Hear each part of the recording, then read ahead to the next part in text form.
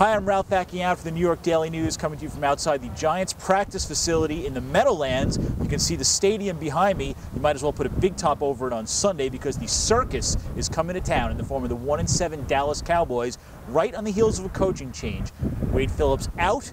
Jason Garrett, the former Giants quarterback, is in to take over this disaster of a 1-7 team. And if you've seen them the last couple of weeks, you know they're pretty much a dead team walking, which is why the coaching change could not come at a worse time for the Giants. These things tend to spark the opponents. They're a wake-up call. And if this team, I don't know how they couldn't be woken up at this point, but if they didn't realize the dire straits they were in and their jobs were on the line, they absolutely know it now. And maybe this will give them a little sign of life. That's certainly something that the Giants were worried about this week.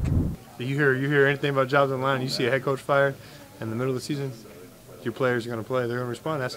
And the history of the league shows you that. I mean, anytime you have an interim coach, the players really rally around it and say, you know what? Hey, this is it's a new season now, a new beginning.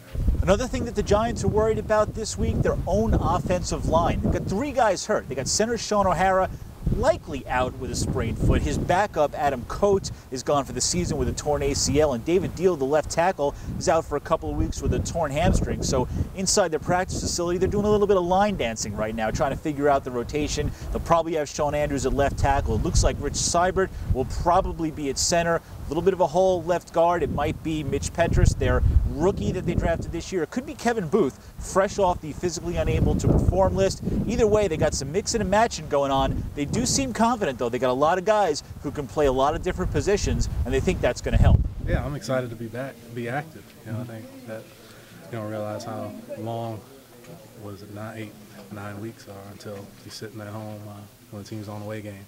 So you got to figure that the Giants won't have too much trouble scoring points on the Dallas Cowboys this weekend. They did score 41 against them in the last game, but one thing to remember, the Giants needed to recover 2 onside kicks at the end of that game to still preserve the win. So anything can happen against the Dallas Cowboys. These division games, as they know all too well, can be very tough. Could be even tougher with the coaching change this week, which could spark the Dallas Cowboys. We'll all find out together this weekend, and make sure you tune into the blue screen all weekend long for the recap of the action.